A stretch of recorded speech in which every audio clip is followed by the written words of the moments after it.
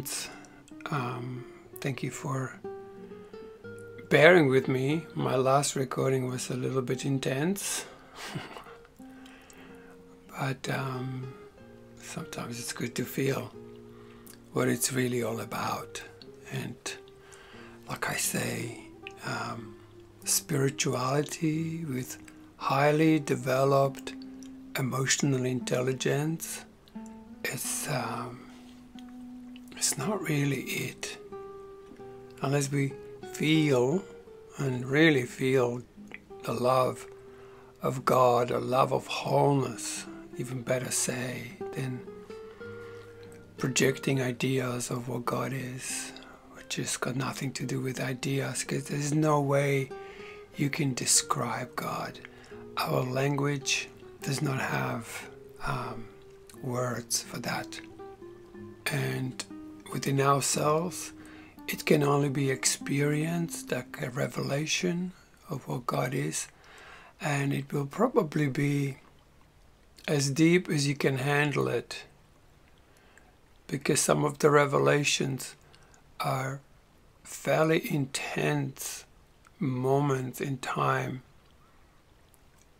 Very much depends on the density of the body.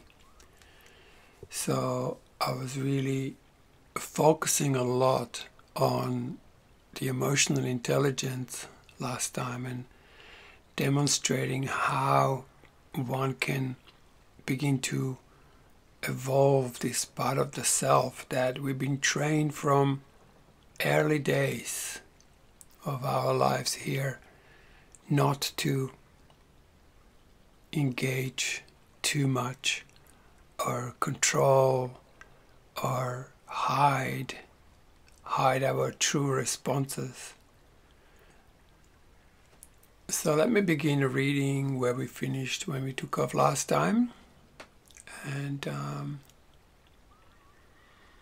we're talking about disciplining our habits and how there are so many things that we think we have to do in order to reach some level of spiritual attunement by denying some substances. And it was said that it's not the substances but the habitual patterns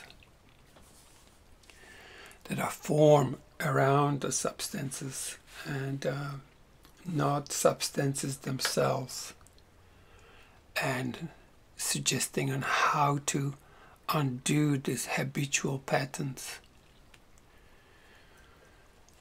Now, the next paragraph was, the will is meant to guide you in this, so that whatever is appropriate to any particular situation is what you feel like doing and also do. The undermining of free will on earth has been accompanied by another habit, the habit of looking outside the self for answers. Now, let me park right here. And this ties very well with, I don't know how many of you were listening to the epilogue of my talk on epilogue that I did around the Course in Miracles. And it very much ties into this connecting to the will. If any of you hold this idea in your mind called Holy Spirit, I recommend that you look at what that truly is, where is that in you, and how does it really talk to you. Because any good teaching will lead you to this very place in you. Like, I have no idea how you are going to unfold with your specific relationship to your will. You know what? No one else does, unless they can hear unconditionally from the source. They can be helpful, but they can't do it for you. That's why becoming one at one with the feeling self is an absolute must.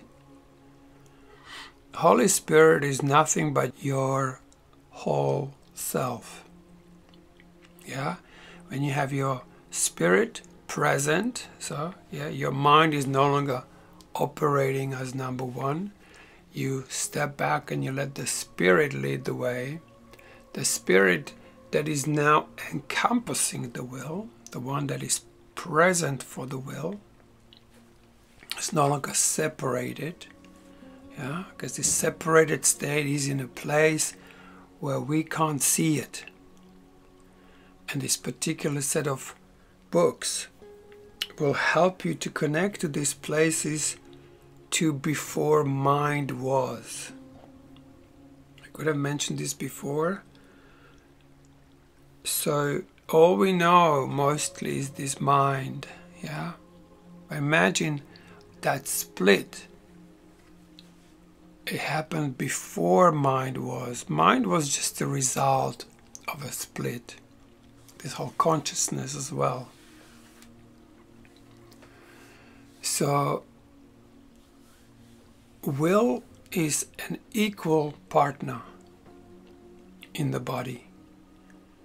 I know in many teachings body is quite denied, and actually for a good reason, because you will wake up a little bit faster to some extent without the heaviness and density of the body.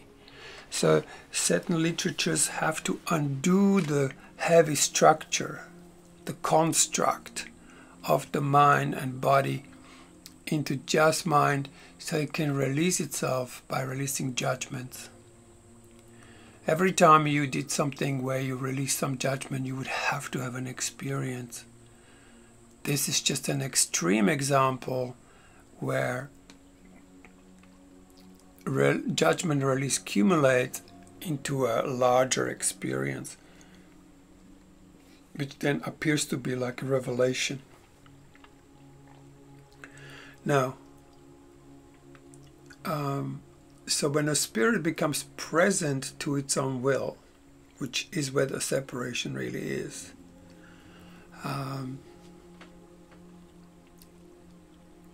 a third step begins to happen, and that's the birth of heart. The heart can be born, and then separation can occur again, and the heart is now just a memory again. Yeah. So to learn how to stay in sustain awareness of presence for the will until the will responds with its true response, none of these false feelings from the past, but now birthing feeling. Yeah. Now, when this occurs, the heart is born and body becomes incarnated rather than just an empty casket walking around. It becomes incarnated, and then you will hear from the body wholeheartedly or directly. It's quite an experience.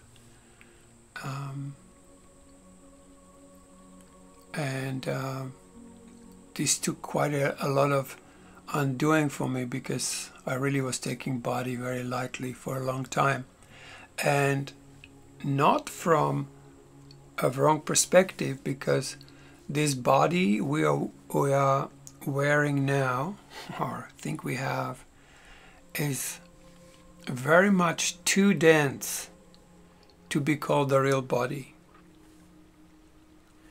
We were not this dense at some point, and the separation from the will made us kind of go thicker and thicker and thicker until we become so dense that now all we see is density. All we see is the world, right? So to begin to dissolve this part of us that we call body will help us to also dissolve the projections that the world is showing us. But where I'm really aiming is that we're going to have to learn to listen to our will. That's the closest to this Holy Spirit idea, because Holy Spirit is your own wholeness when you're fully aligned. You're still fully aligned, and that will never change. However, you are not or might not be aware where that alignment is. And when you're talking to Holy Spirit or an intent to heal, which is more like a right usable name for Holy Spirit, is an intent to heal, because you got no clue how to heal yourself. And until all these four parts begin to align, or at least we get in touch with that part of us that's already aligned, that can show us the way. Hence, if we get into this habit of following teachings, including these talks, the main part of it is to get in touch with your will. It's not going to help you to hear that my will communicates to me. Maybe it's just an example or an inspiration, but where are you with your will? Do you wake up in the morning and go, hey sweetheart, hello feeling self, I'm awake now, let's unite, let's communicate. Where is the heart? Where is the balance between us? Hey body, what can I do for you today that I didn't do yesterday? Yeah? Whatever the communication. Connecting and learning to listen. Learning to hear from the will unconditionally, but then also follow that which we heard.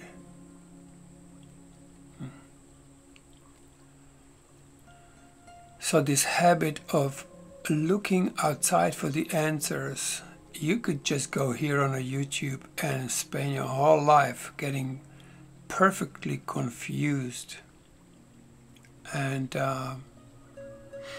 including these talks, there must be some denials present, because there is no way that I can directly communicate anything. However, if you're more of a feeling person, I am sure you can tune into my vibrating will, because I know I can tune into yours.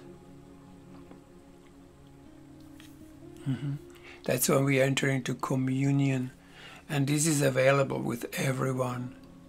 But if you don't have a good relationship to your will, you're not going to have a very good relationship to my will either. And that will be tangible.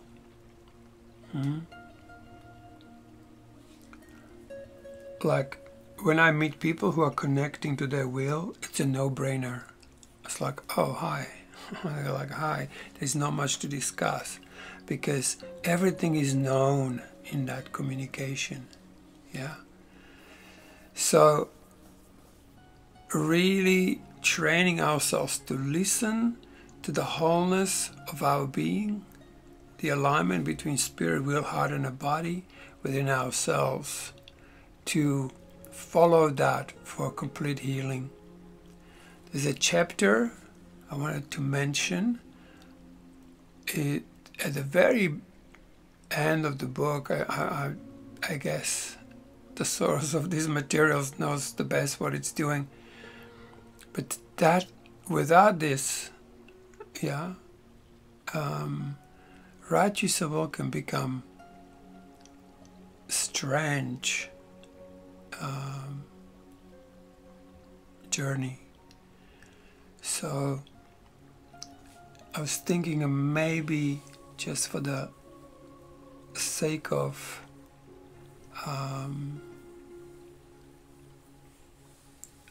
deeper understanding, which there is something there that you can begin to practice already, and that I would like to make available already, because is just another way of doing it that's really important, particularly for this idea of not searching, not looking for the answers outside of the self.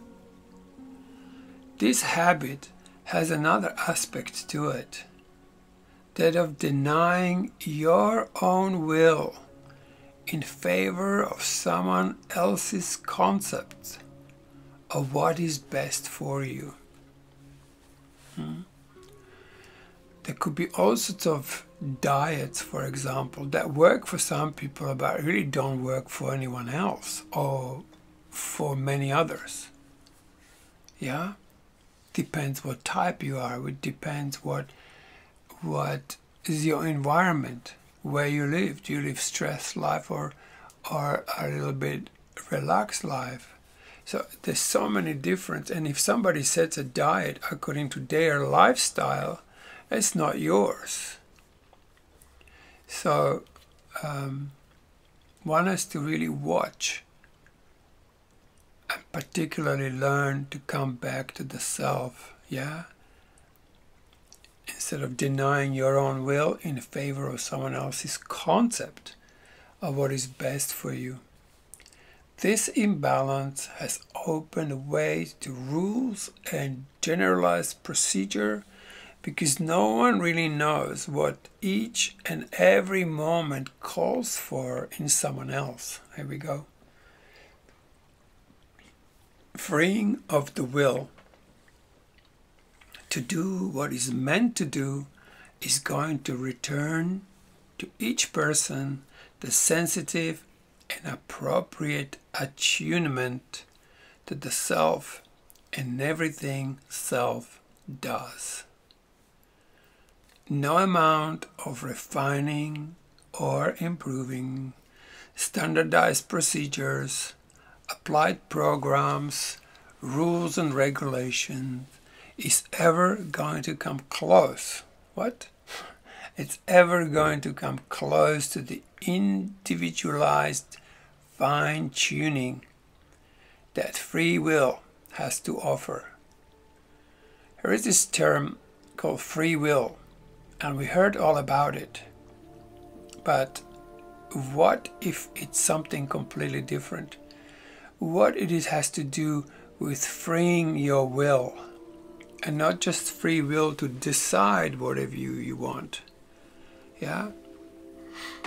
I also would like to remind you that this idea of will has nothing to do with the willpower, the way the mind uses it. Yeah? Which is like a determination or a strength. This is a completely different quality. Yeah. So for me, eventually I got to this place where I'm going like, oh, my will is free, and I am not saying that it's all free. I'm just saying that my will is free because it vibrates, because it moves. It's free will. It's free to move, free to be alive. It's no longer a prison, yeah, where feelings are all locked up. Do I sometimes get frozen? Yes. But now I have a full acceptance of that of myself. Or I have a non-acceptance for which I have acceptance. Oh, that might sound crazy, hey? But all of this will be explained when I maybe jump in and introduce more of this steps to healing and a complete recovery. So you can begin to practice that. When we received this first book, the next book was 2 and something years later. So we were given this blue book and to practice for 2 years. Normally people now buy the whole series and read it all in one go. Yeah, That's very fast. There's no way. Your mind can begin to grasp some of these ideas, but there's no way your will can. Habits are attempts to compensate for the loss of this attunement with generalized and externalized rules and procedures. Now, feelings of being unable to receive the body's messages or understanding them adequately enough to balance the body are the result of a long-standing gap between the spirit, the will, and the body. Okay, so if you are not hearing from your body, be okay with that, or be absolutely not okay with it. Whichever one of those two, just be real, yeah? And note that it is not going to be, in some cases, maybe, it's not going to be that easy.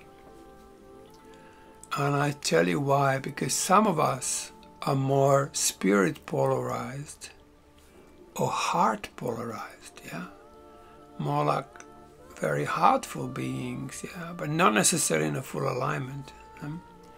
Some people are will polarized, and some people are more body than anything else. So people who are always connected to their body will not have such a hard time maybe hearing from it. But someone who like lives in a mind and can hardly feel much because of what? Trauma, or maybe just every time they felt something they got punished. You know, they got some trauma around feelings. They will have this happening to them. So let me read that again. Feelings of being unable to receive the body's messages or understand them adequately enough to balance the body are the result of long-standing gap between the spirit, the will, and the body.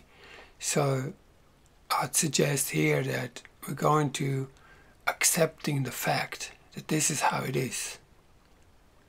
Because I definitely find that as the hardest thing.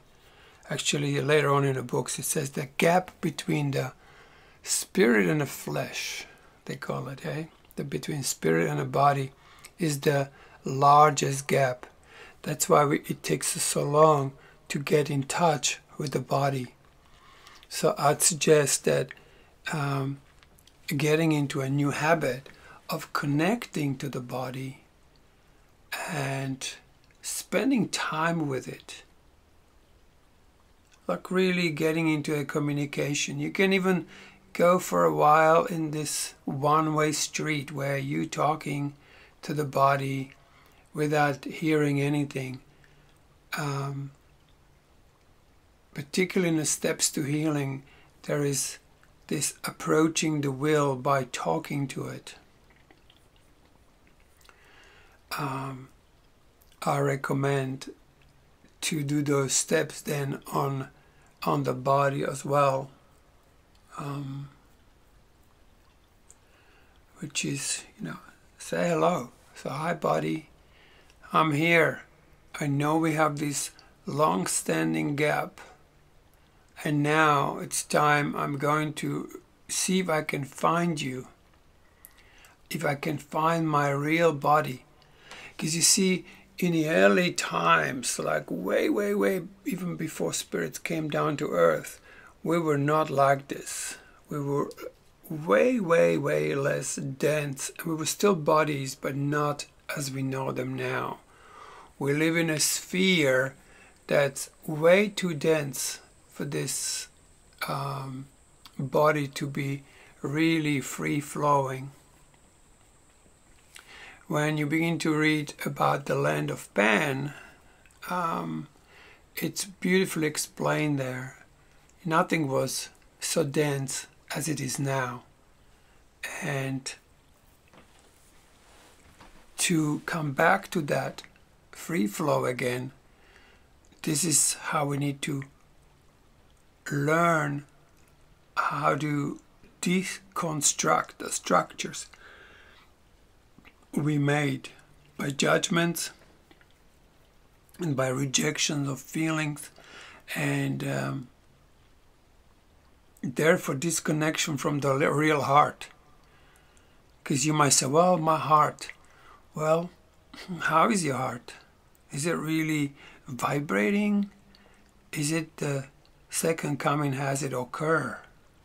Is your heart a participant in every moment? Are you connecting to that part of yourself?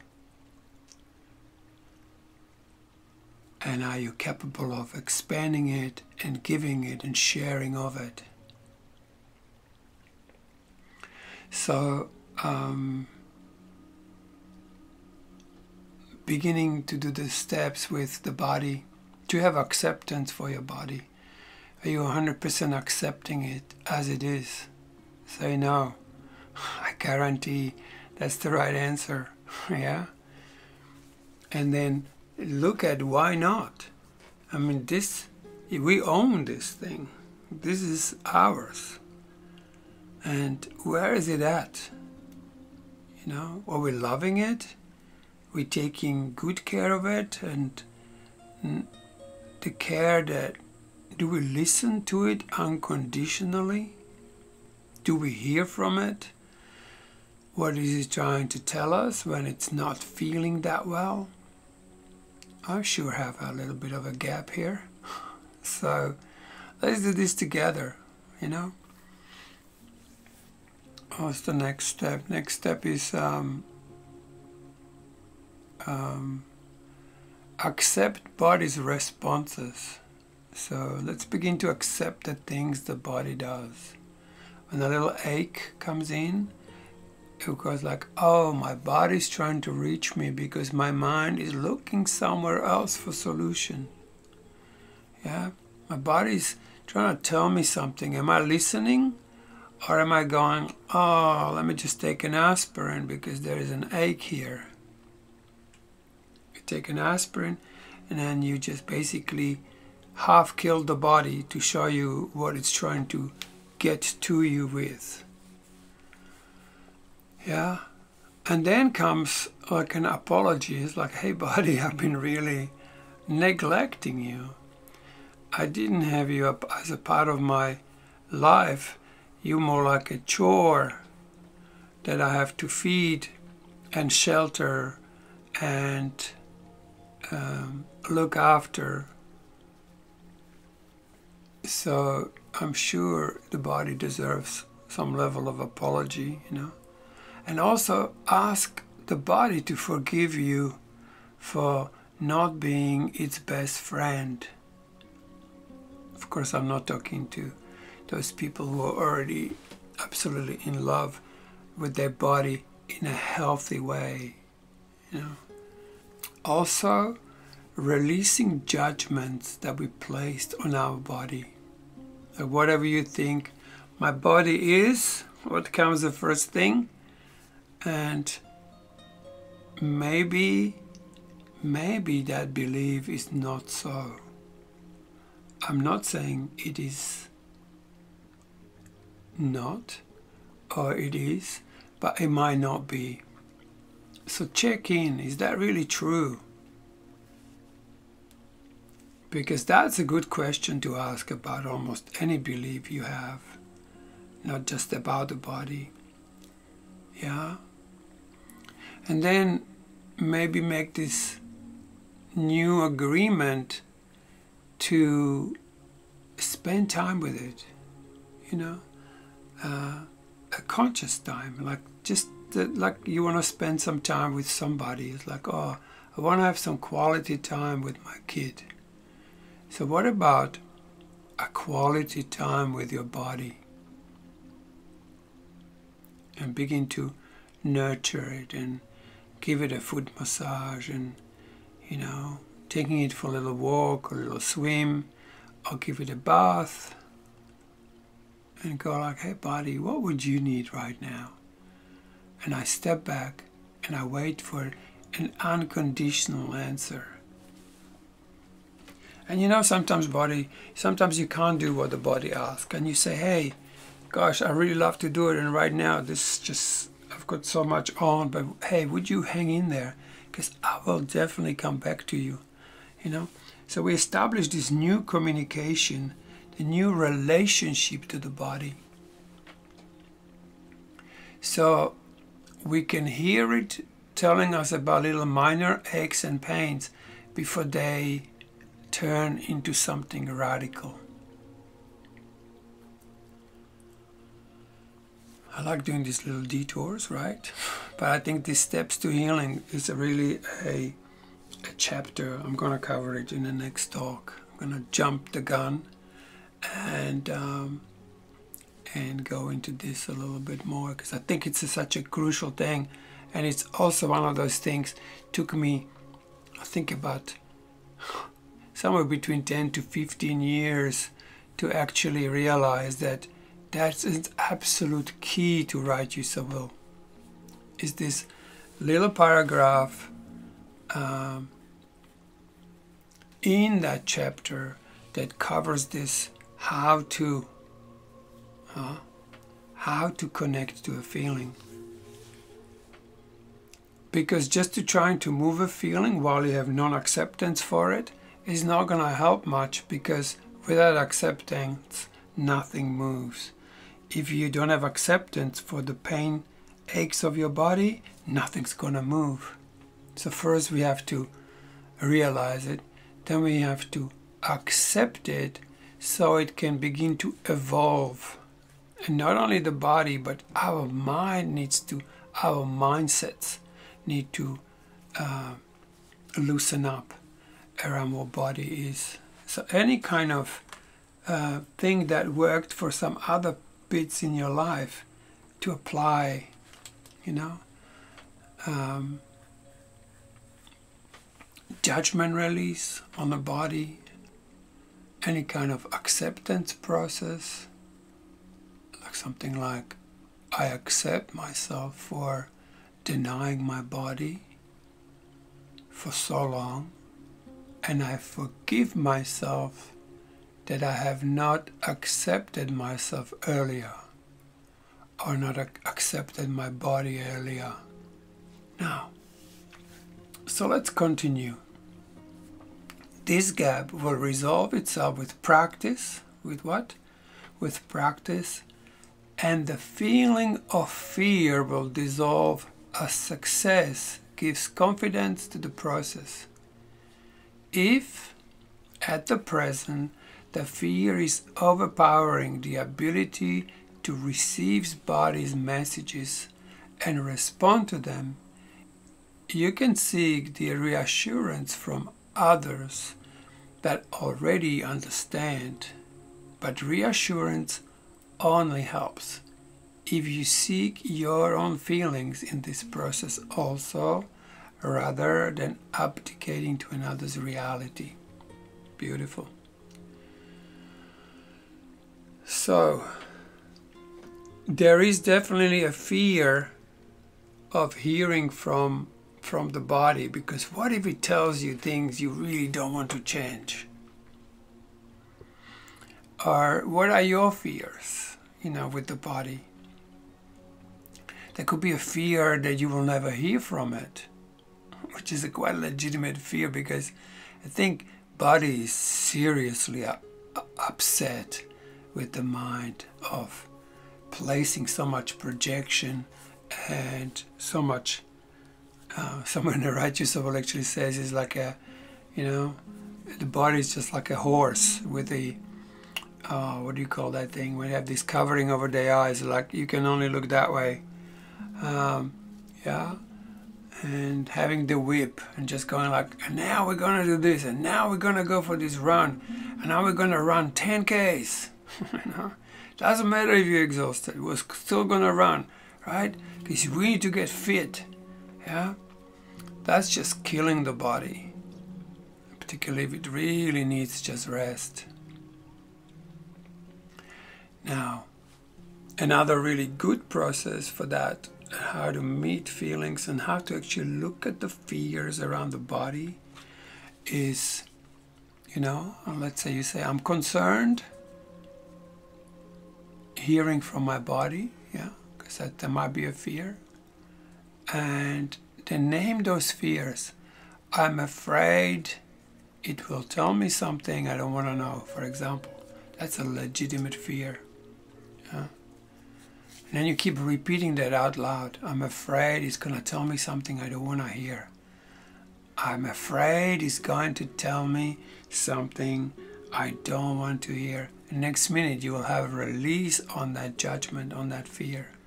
Because you looked the fear in the eye. Fear is powerful when you don't know what it is. When a fear managed to fool you that it is something else than it is. But once you actually look at your fears, they cannot stay protected in hiding. And in that sense, fear can be released quite easily, because then you really see that it wasn't it, that it was actually something else. And then you start again. I'm concerned about hearing from my body unconditionally. I'm afraid. I'm afraid it will never talk to me. Yeah? Then say it again. I'm afraid it will never talk to me. I am afraid it will never talk to me. And you just keep repeating that until you begin to giggle. I can guarantee you, the minute you start speaking it out loud, you go out of that gray zone on that internal voice that's pretty deadly, and you will begin to release these structures, and then you will have no fear hearing from your body, and then your body will be able to communicate to you because you're not terrified of it. And all of this I'm speaking to myself, like this is what I'm going to practice myself. Like I just need to rekindle this. Feelings of confidence and fear both need acceptance. That's interesting, eh? They need to be allowed to bring understandings to the process they generate. Fear could be hidden in habitual dependency upon your helpers. The origin of the fear needs exploration, I was just saying that, and understanding. Do not judge in advance what the fear is. Feel the fear. What? Feel the fear. And let it give you the understanding. I would add, feel your fear and also express your fear. Speak them out loud. Give them a formal release.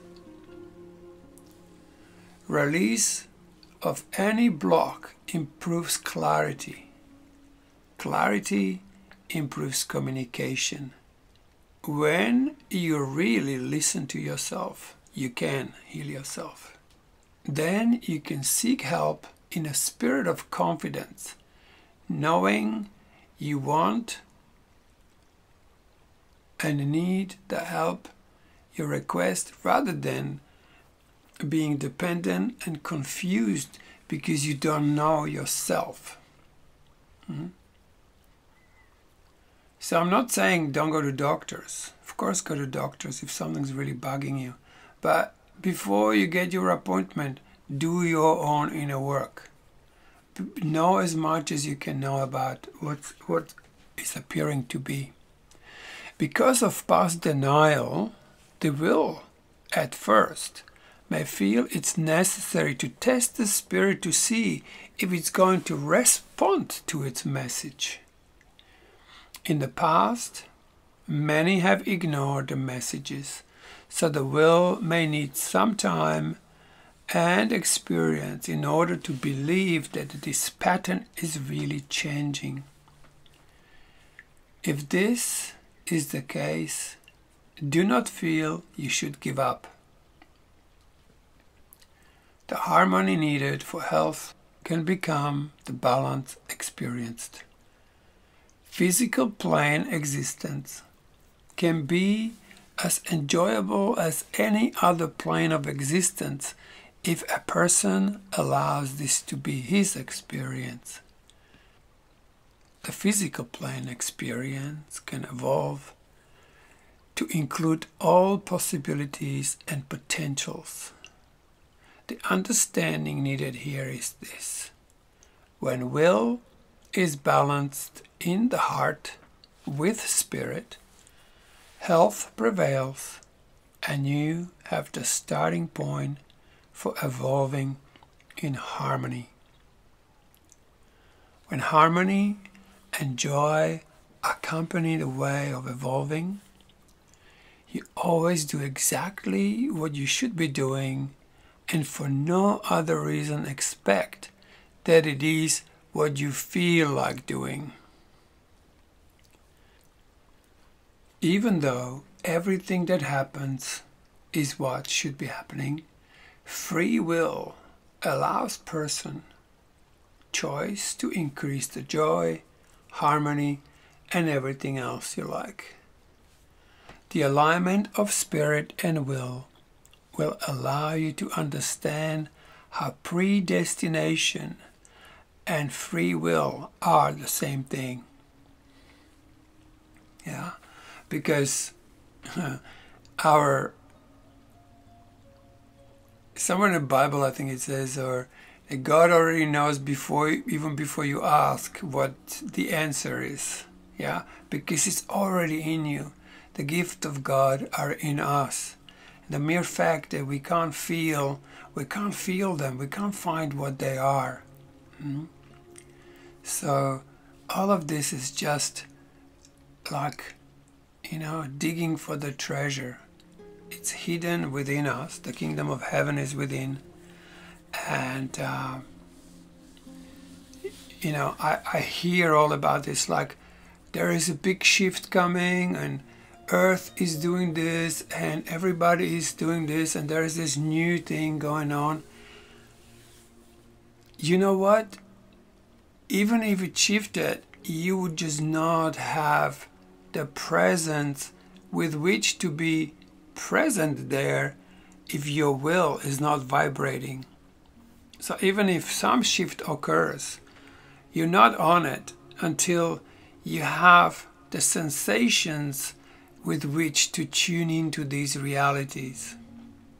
They're here already. I mean, there is so much going on around you. If you could just close your eyes and really sense what's all around you, there's a whole different world going on. There's a great movie called Valerian.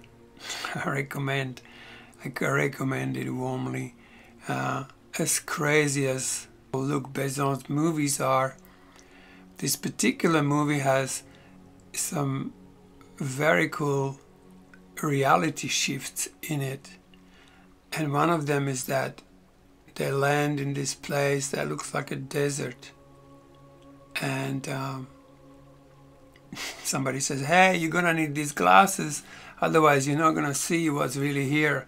And he puts his glasses on, and where there was desert and nothing, just sand, suddenly is a thriving city full of action and full of colors, and so it's like that. Like there is so much going on. There are beings around us we can't see with these eyes. Yeah, a body's eyes are just the eyes of the ego, but the real sight, the vision, is not with these eyes. Yeah. Sometimes when I communicate even with my allies, with my closest friends, we don't even keep our eyes open. We're so connected through the feeling and through these other realms that the eyes become really just, when I open them, that I don't run into a wall. But it really, there is so many things that are available to us, but we can't see it. So including all these gifts, they're already there, they're just not given. That's why doing that particular practice I talked about in the last talk, about allowing yourself to feel all the positive and negative feelings and emotions available, whatever they are. I will make a separate recording for this. As a practice, there will be a practice recording. That will be actually the guided meditation. I always say none of this is a guided meditation. The alignment of a spirit and a will allow you to understand how predestination and free will are the same thing. Will needs to be allowed to evolve and recover for you all of its power to express the full gift of spiritual presence on earth. Wow, not bad, huh? In the process of balancing, allow the self to experience whatever is attractive to it. This attraction is going to be guided by the increasing balance between spirit, heart, will, and body. The spirit sees all possibilities. The will is meant to select what is right for the moment along all possibilities. The will does this through its feelings. Okay, now me speaking, if the feelings are not available, it cannot choose the right thing, and we end up in the places we did not want to end up. If you have anything that's bugging you still, connect to the part of you that made that decision, and also the part of you that you had to deny in order to go. And you will find that there was a voice telling you not to do that particular thing, and you didn't listen. And there will be your salvation as well. So, unconditional acceptance of feelings. What? Yes. Unconditional acceptance of feelings then allows the person maximum learning, evolvement, and attunement. In right use of will, the spirit and the will are unconditionally communicating in the heart at all times. Everything that is experienced is accepted as valid and perfect for the moment in which it occurs. The evolvement comes from looking at it from what can be learned. Learning through experience gives the best understanding. At present, almost all individuals are holding conditions on this. Conditions limit growth. Free will says that a person's experience is his own individually unique experience and may or may not be the same as anyone else's. This allows everyone to evolve in his own way. Learning this way does not deny the acceptance of advice, but it does leave each person free. All right, last paragraph. This is still a matter of personal choice. You cannot be forced to free your own will, and yet you cannot force your will to be a prisoner indefinitely either.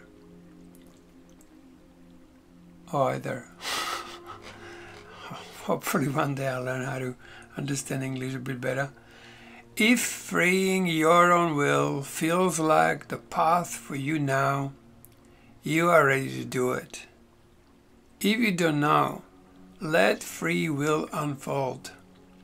The gift that right use of will offers is for everyone, but only at the time that is right for each person. So, if this is right for you, this will resonate on almost every level. If not, then there must be something else, and it's spoken in Righteous of Will about that. That if this process doesn't work for you, and for me, many times it didn't.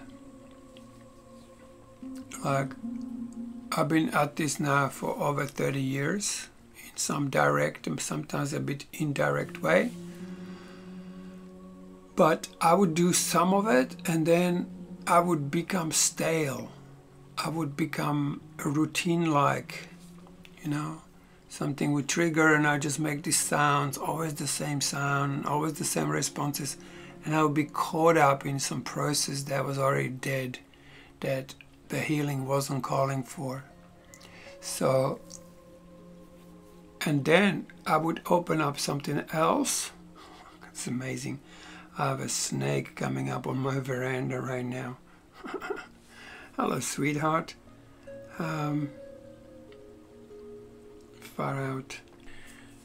So yeah, I had times when I would do Righteous of Will and then I would go on to something else, and then I would be so enriched by what I learned through Righteous of Will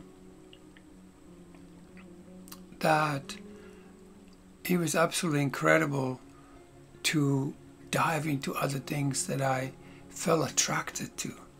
I couldn't help to do what I was doing. Like, I don't know how many of you know my journey, but I had this two bodies of work next to each other. One was Course in Miracles, and one was this Righteous of Will. And every time I did Righteous of Will for a while and then switched over to Course in Miracles, the Course in Miracles would become unbelievable. And then that would get stale for me because I would just begin to routinely use everything. And next minute I open up Righteous of Will and boom, I would spend, I don't know, sometimes even like 2 or 3 years just doing Righteous of Will again. And or a couple of months, it all depends. And but both bodies of work would help me. One would really help me with my mind to see how it works and how my judgment structures are so rigid and so. And this one was really helping me very much with the feeling realm. But then 8 years ago, when A Course of Love came my way, and one thing that I could never do Righteous of Will and A Course of Miracles at the same time, because like they are ways to a same destination, but in a very different approach. And so, yeah, I could always only do one at a time. And then when Course of Love came, that was like such a profound shift happened through that book. I just only started reading it and immediately, as if my heart integrated the will and the spirit, and now I can do any of it at any time.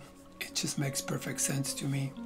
So that was my journey. It might not be anyone else's on the whole planet, but this was definitely my journey. And I was also very lucky to encounter the teachings of David Deida, who most profoundly addresses the masculine and feminine principles. And what I love about this the most, he told me how to do this with other people, how to really be present, how to really stay present for someone else's movement without interfering needlessly. And I still find the materials I learned from him, and even did 20 years of running men's groups based on that particular work. But of course, for me, this is such a putting of things, of like putting these bodies of work together has created what I call the ultimate trilogy plus one, which is the application of it. Because the mental concepts of all of this is a good start. But just like it says in the beginning that concepts are important, but the movement is more important than anything. So really moving along with this book and doing everything they suggest to do, like making sounds, particularly when you trigger it, that you make sound, you know, you do these steps, and listening to the feelings unconditionally. So all of that is very important in the development of this, allowing the feelings to flow again, to basically hear from the will unconditionally and really know how to be present for it. And interestingly enough, when David Deida was teaching us how to be, particularly as men, how to be truly present for a woman, and vice versa, of course, for women, how to be more open in the presence of men. I translated it back into, I've got to be present for the will, not just being bothered by it, but being attentive and being with it unconditionally and see what it has to reflect to me. Because whatever the women were reflecting me, and men of course, in this body of work with David Deida, it was so valuable because they could show me things where I was not present while I thought I was. Because I had so much light from Course in Miracle experiences and from this Right Use of Will. I had a lot of light, but a lot of it was a little bit out of body. And these particular practices, when I was standing in front of a woman, and she would go like, well, you know, I see you have plenty of light, but it's somehow, I can't feel that in your body. I can't feel it in your feet, like you'd be dissociated. I go like, oh, wow. And then I would learn how to truly incarnate my whole presence into the body with that reflection that the feminine aspect would say to me, there you are, or now I feel you, or you know, that I would actually get that. So I applied all that between my spirit and the will. My spirit as the masculine part of myself and the will as the feminine part of myself. Long time ago, I was told my right side is masculine and my left side is feminine, and I changed that very much into, and I'm not dismissing that, but for me, mind or the upper levels are more masculine, and the bottom, you know, from solar plexus down is way more feminine. So for me, spirit is more from the solar plexus up and above, and then will is way more below my solar plexus and way below. Because the more I was freeing this will, the more I was tapping into the levels of will that felt that were even deeper than my physical body would go and demonstrate itself. Anyway, I'll stop right here, and I will be continuing with steps to healing and a complete recovery next. All right guys, thanks for listening.